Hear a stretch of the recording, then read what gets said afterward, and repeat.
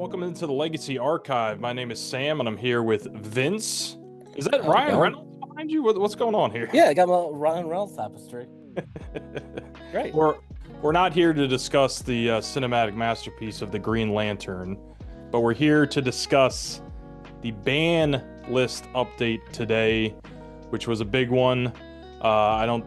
Some people were hoping for a little bit more, but I think we're both happy that it at least doesn't say no changes. Yeah, that's definitely a big one. I was really expecting a no changes just because the two Eternal weekends upcoming, and them not wanting to shake up the format with that. But I think it was definitely the correct choice to actually make changes. So those of you who don't know, Entomb has been banned, and everyone's favorite bird wizard, Nadu Winged Wisdom, is now banned. You can finally rot in hell. Finally, yeah. I mean, when the company that makes the game says we messed up a card and we've been playing with it for like 18 months, I'm happy that it's no longer something we have to even think about. Yeah, it was probably legal for a little too long. Yeah, so we're just going to go through the article and kind of discuss what we think. I do want to say first that yes, there are Eternal weekends coming up, but I think it would have been a disservice to us who are like hardcore Legacy players, people who are really invested in the format, if they knew something had to go, but they just let it linger for a couple more months. Because I have noticed the last few weeks post North America Eternal weekend that people aren't really caring about Legacy with this ban list update looming.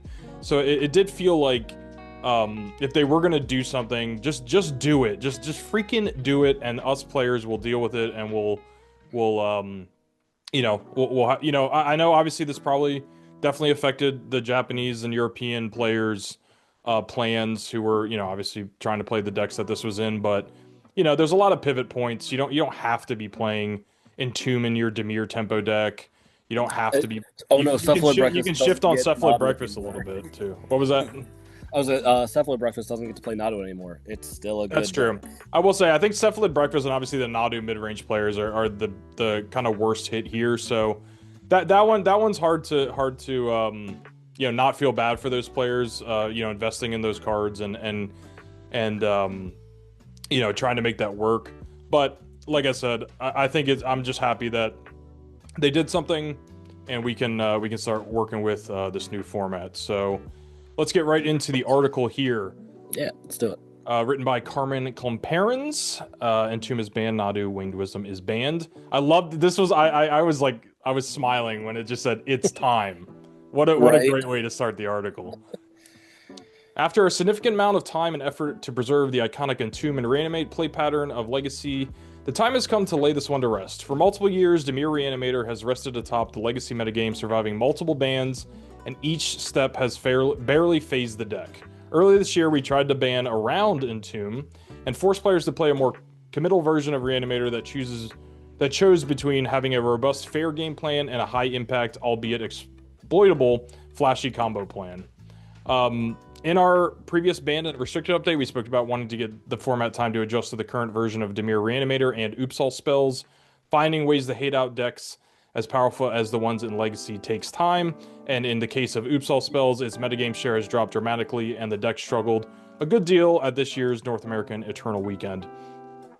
So, what do you think? What do you think about kind of the introductory here? I think it's showing a good idea of why Blue-Black Reanimator has been a problem. Is that it's just this fair deck that gets to kill you at instant speed, pretty much. Yeah, no, I mean, especially when saying they banned around Entomb over the past year, where it's like Frog, Grief, and Troll. Granted, the play patterns with Grief are pretty egregious. Not Troll, but the Frog definitely probably would have had to be gone at some point. But like Troll did not have to get banned for Entomb sins. I kind of wish they unbanned Troll in this announcement, but I guess they wanted to keep it light. But you know what? It might be a little biased for me. I'm not sad to see the Troll unbanned because that means it's less people that get to play it around my Blood Moons. But you know what? That might just be me. Yeah, so clearly, before we go any further, I think Tameo and the Ring were the other two cards that people were really hoping What are your thoughts on those cards surviving another ban? Yeah, I'm very shocked that they didn't ban Tameo. I just thought, with it being the most prevalent creature in the entire format and just essentially being a 1-mana threat that says answer this or you will lose the game in like 2 to 3 turns. It definitely takes the pressure off, though. I think Nadu, the Cephalid Breakfast decks were Tameo decks as well, and I Right. believe the Bant mid-range decks may have also been a Tameo deck. I'm not 100% sure on that, I mean, but I think it's safe to say any deck that's playing blue is playing Tameo. And then the Dimir Reanimator decks are Tameo decks too. So I think their thought here is that we get rid of the really problematic like must answer now or you die cards, and maybe it gives people a chance to answer the Tameo and not, because I always felt with my with Dazes and my Force of Wills, I'm like, well, now they got Tameo and Brainstorm going, but next turn they're just going to entomb me. So like I don't want to waste my stuff because your fight and the pressure on the game was like even higher than this flip Tameo. Yeah, you definitely have to pick the fight of like, do I have to answer the Tameo now and hope they don't have Entomb and Reanimate, or do I just have to hold back and make sure that if they go for it, that I can play around that? Yeah, Fatal Push's stock went up a lot. I think a lot of people didn't want to play cheap removal to kill Tameo because they had to worry about nobody wants to main deck like Nihil Spellbomb, like, but that was happening like across the board, and I'm hoping that this ban announcement at least lets you take your flex slots back to being like, okay, I really want to beat Tameo, and here's the cards I can beat her with. Right. Yeah. Sorry. The other one being the Ring, which again, I don't know. I mean, as the mono red player, the Ring is definitely the best card in that deck. And I'm gonna put it out there. I'm gonna say when the Ring gets banned, because it's not staying legal. After the Hobbit, after they sell the Hobbit, they'll ban it. Right. Maybe in February, maybe Hobbit. I don't know. But I'm gonna say when the Ring does get banned, mono red stock is definitely gonna go down. Like, the Ring is the card that is keeping that deck, I don't want to say viable, but like in a tier 1 position of just having Time Walk, Ancestral Recall, and just refueling after dumping out your hand super fast. Definitely. I would definitely say it definitely is the reason why I won the majority of my games in Baltimore. Yeah, well, I will say I sold some cards to get the rest of these cards for Blue Cloud Post, and I was playing it online a little bit, trying to get a feel for it, and I'm going to a European EW, so and I was like hoping to play Cloud Post, so I'm definitely all in on Blue Cloud Post now. Well, enjoy the rings while you can. I will. Okay, so continuing on. On the other hand, Dimir Reanimator has a respectable weekend despite having a huge target on its back and large metagame share. We know that. Banning Entomb isn't a decision we take lightly or a step that fills us with joy. It does not spark joy, I guess. I mean, to just stop it there, like, yeah, it does kind of suck for, people that invested in the Reanimator package, or that people have been playing Reanimator for however long. It's like, Entomb is the card that was essentially what allowed you to play the deck. Just not needing to just tutor the thing into the graveyard, not needing to discard it to Faithless Looting or Careful Study. Yeah, instant speed 1-mana tutor. I mean, the graveyard is kind of your second hand, especially in Legacy, like if you build your deck around it. So it was like, if you look at it from the outside, it probably should have maybe not existed this long, but I think they wanted it to be a pillar of the format, and I think the pressure is just too much. I mean, no, exactly. In Legacy, you just can't. It's hard to justify having the same deck be the best deck for like 3 years straight. That's like, what are we doing with all these cards? And especially, I like to use this argument a lot, is when the best deck in your format is a combo deck, it's not great. Like, if the best deck in Legacy is Blue-Red Delver, which might be the case again. I think Cutter's stock just went way up. I would argue also Forge would probably be, of course. Yeah, that's as well. That's all the reaction online has been like, oh man, get ready for all your Forge mirrors. I'll after we're through this article, I have different thoughts on that. I think people's sideboards can be freed up. I'm just saying, like, as a first thought, Forge is definitely a front runner. For sure. but going back to saying that, if Delver is the best deck in Legacy, that's great. Yeah. Because at the end of the day, it is a fair deck that wins by attacking and blocking. Yep. All right. In years past, Entomb has done a bunch of things that look great from the perspective of game design and inspires decks. It's iconic. At times. Sorry, I messed that up. It's expanded the range of cards that could be played in Legacy. Unfortunately, we don't live in a world where Entomb allows Reanimator players to figure out if they should have a tech copy of Inkwell Leviathan. Oh, your favorite. Arcana Valor's Reach or Tidespout Tyrant. This is 2 ban lists in a row they brought up Inkwell Leviathan. Hey, look, Sam, back in the day, Inkwell was No, I know back in the day, but we don't live in that day anymore. No, not even close. Its predominant use case, shorthands to a small handful of creatures that play well in more traditional threats, backed up by efficient counter magic game. Over the last couple of years, the details of Dimir Reanimator have changed, but the big picture shell has remained. Entomb's incentives and deck building made it too easy to leverage high-impact threats without having to commit to the fail states that normally come with a synergistic enabler plus payoff combo deck. Entomb specifically allows these decks to circumvent this issue and simply have the card translate to having the card translates to having one of the 2 or 3 most powerful creatures ever printed into the graveyard. This has created a version of Legacy that has been divisive at best and reviled at worst. Ideally, this change can better compartmentalize decks that want to cheat big creatures into play from decks that play a more traditional game of Magic, rather than promoting a hybridization of the 2 that can very easily switch between each half of the deck in the face of hate. And this is the point about Dimir Reanimator. It was just the best blue and black cards you could play, with Wasteland, Daze, Force of Will, Thoughtseize, and then, oh, I guess I'll just... Here's Atraxa, here's Arcana Cruelty. So, I think, the easiest thing that's going to happen, and they say it right here about Dimir Tempo, is that anybody with their Underground Seas who are playing Dimir are probably just going to, switch right over to Tempo and see how that goes. But if you're... I like that we have a chance to push Reanimator to its own shell and push Tempo back to its own shell. The hybrid of the 2, what are you supposed to do when your opponent has all of the best answers to your sideboard plan while they just go Tamiyo, flip Tamiyo, Barrow Goyf, and you're just like, oh, well, look at these 2 surgicals in my hand. Yeah, doing absolutely nothing. Yeah.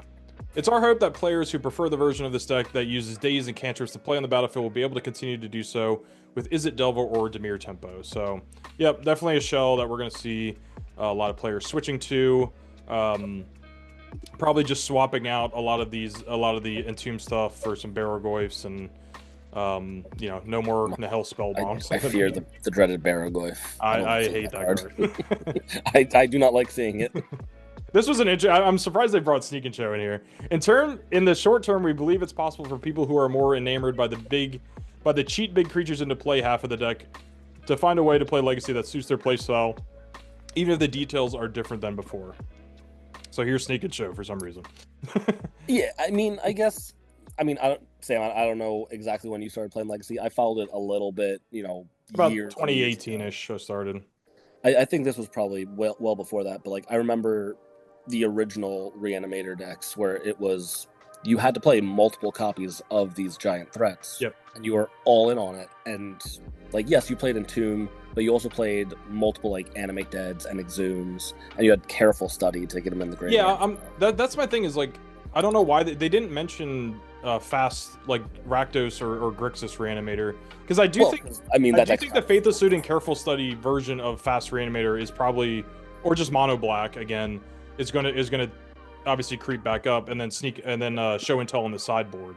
That's probably the best Reanimator. That was the kind of point I was trying to get at. Yeah. Was they would play Show and Tell on the sideboard, so oh, I drew my thing. Oh, let's put it into play. And that'll be fine. I mean, if that's where we're at with Reanimator, then that's a cool, near the top of the meta type of deck, and I think we all can live with that. Yeah, but you know what? At least now we can rejoice and not have to play 4 Leyline of the Voids in our sideboards. Yeah, thank God. While it will likely take a while for Reanimator variants to find a new configuration that functions in the way that were possible when Entomb was legal, there are still decks in the shape of Sneak and Show and Natural Order decks that can allow players to put their favorite huge monsters onto the table ahead of schedule. I find this funny because it's they're like kind of doing the storytelling thing of like, oh, if you're the type of player that loves putting giant monsters into play, that you can do other stuff. I don't think that's what Demir Reanimator players were doing. I think they were trying to play the best deck in the format. Yeah, no, exactly. Yeah, but I don't know. I mean, I guess part of it is they have to cover their bases and they have to make it seem like it's not just, oh, this was just the best deck and that's why everyone's playing it. Yeah. And then here we go. I'm so happy this card is banned.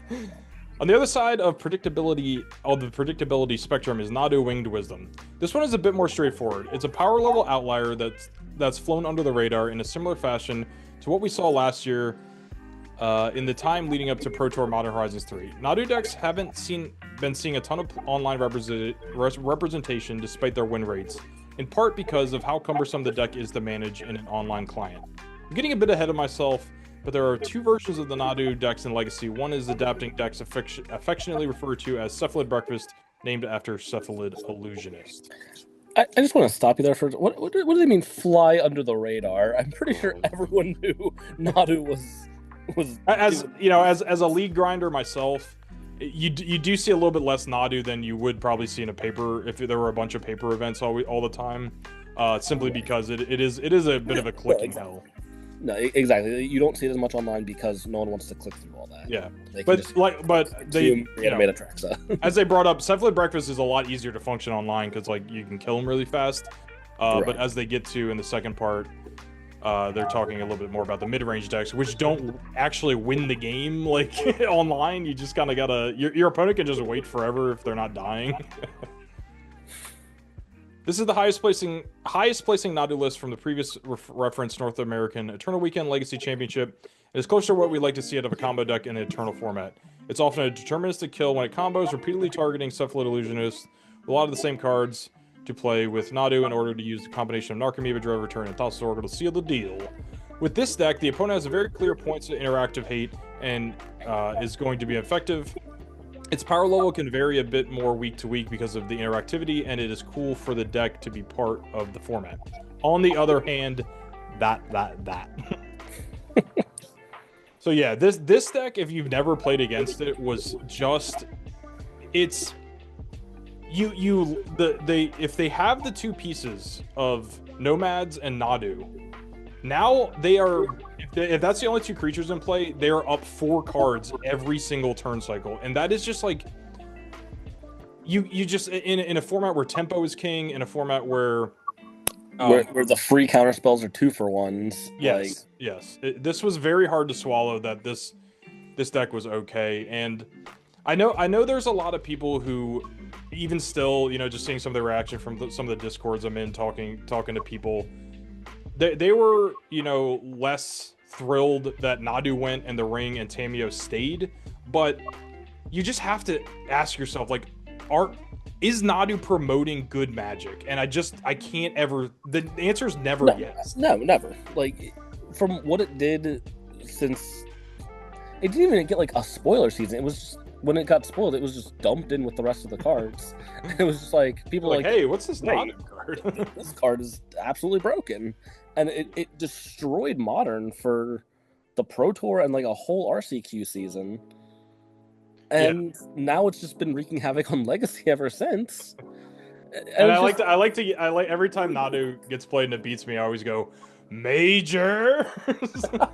If they released a freaking article saying we didn't mean to print this card the way it was a late decision, and I'm just like, okay, so they've admitted this card should never exist, and yet we still had to deal with it. And even in a Legacy sense where there's Pyroblast, there's all these answers, there's Swords of Plowshares, you forget that your opponent gets to interact with you too. Those spells don't just resolve.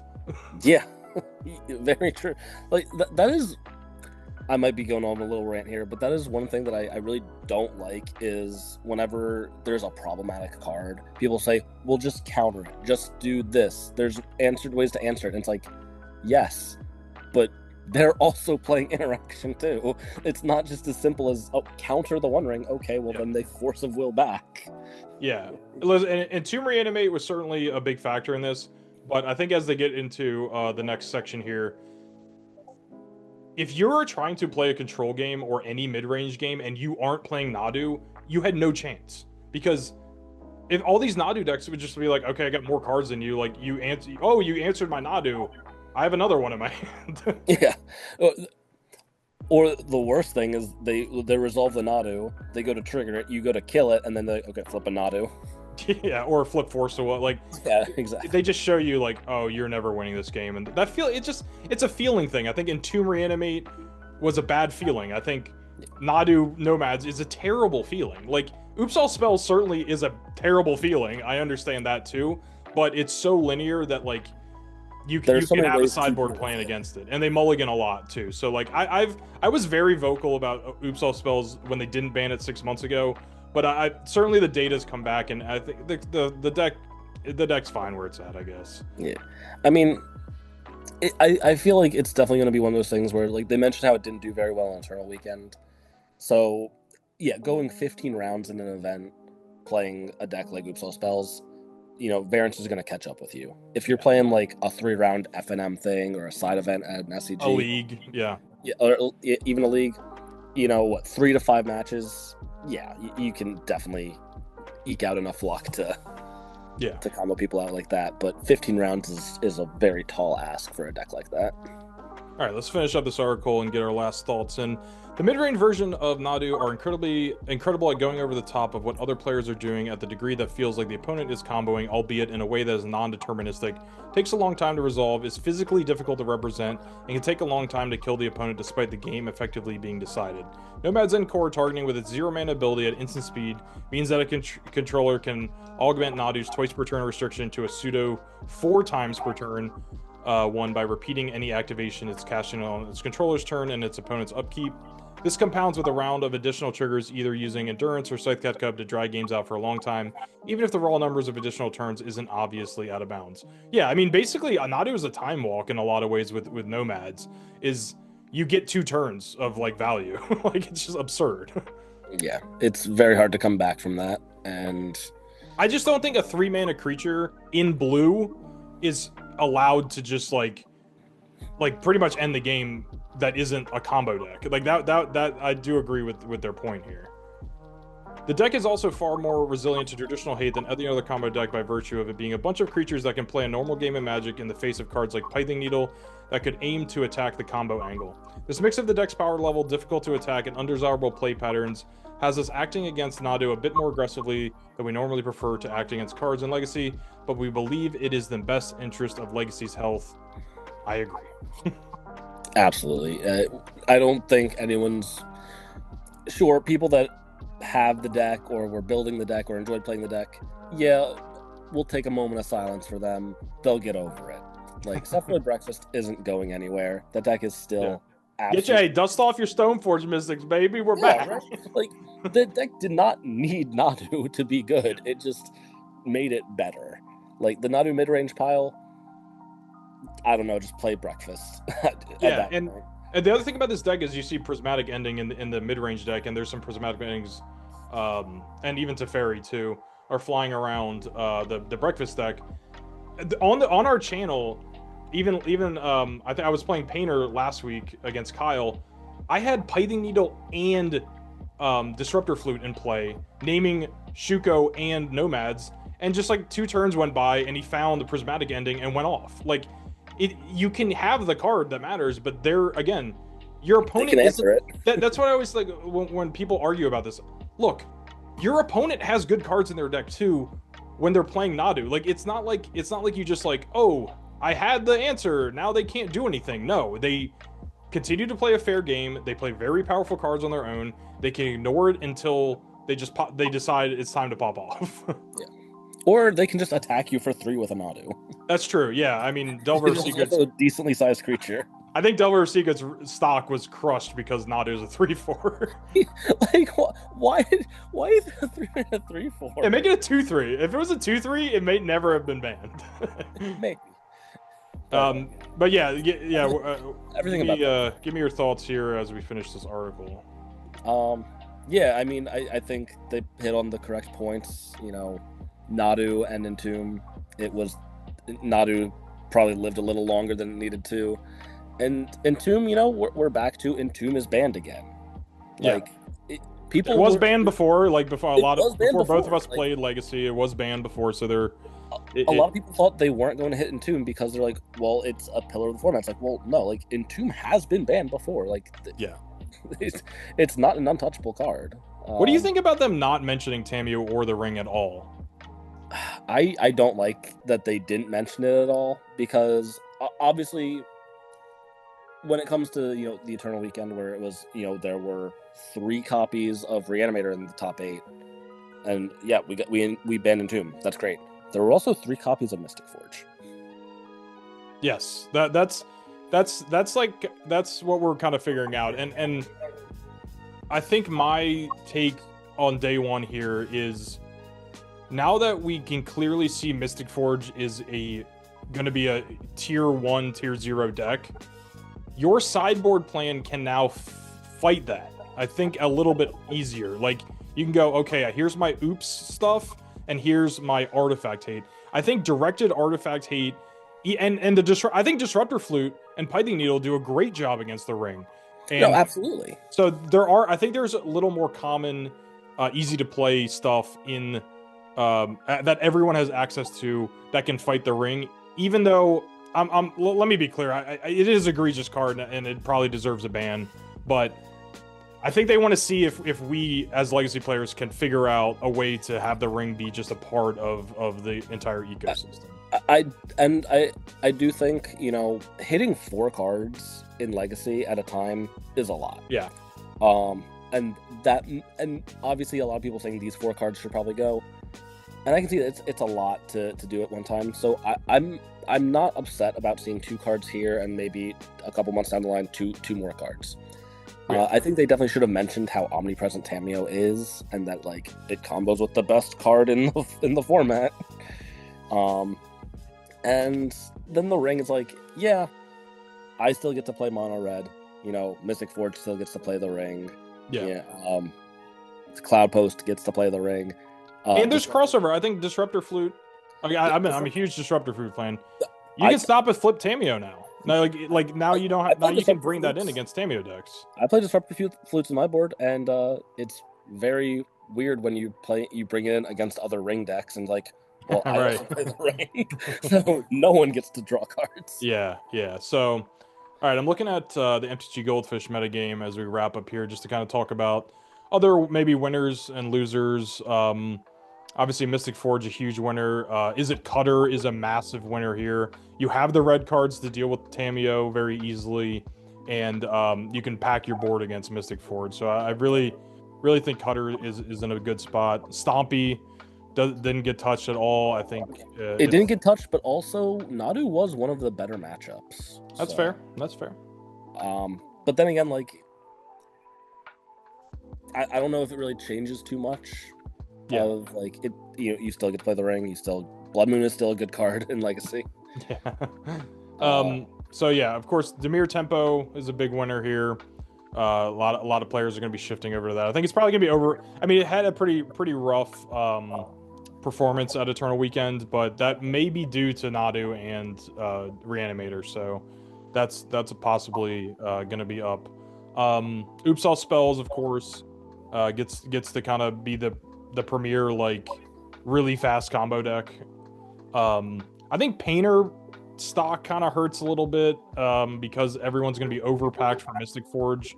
So I probably wouldn't think Painter's gonna pop. Well, that also might hurt mono red too, because like fair, you don't really think about it. Like there are a lot of artifacts in that deck, like chalices. Yeah. And all the Urza Saga stuff. Yeah, Blue Cloud Post, huge winner. That deck is coming on really strong, and now that it doesn't have to deal with really fast Entomb turns, Nadu wasn't the biggest deal in the world, but they have plenty of interaction for you, so that's going to be great. Wasteland's I think Wasteland's a huge winner here against Mystic Forge and Cloud Post. Like, never been better to Wasteland opponents' planar nexuses and stuff. Yeah, absolutely. And Yeah, we're gonna have to see. I think other than that, I mean, maybe the Ocelot Pride decks pop up. The Lone Pox decks are probably gonna be a little bit higher represented now. Because also, just a thought, maybe Bowmaster's stock probably goes up a lot too. yeah, I think Bowmaster's gonna be back as a big deal because like the Reanimator decks were playing some of them, but not. Sometimes it wasn't a 4 of. So yeah.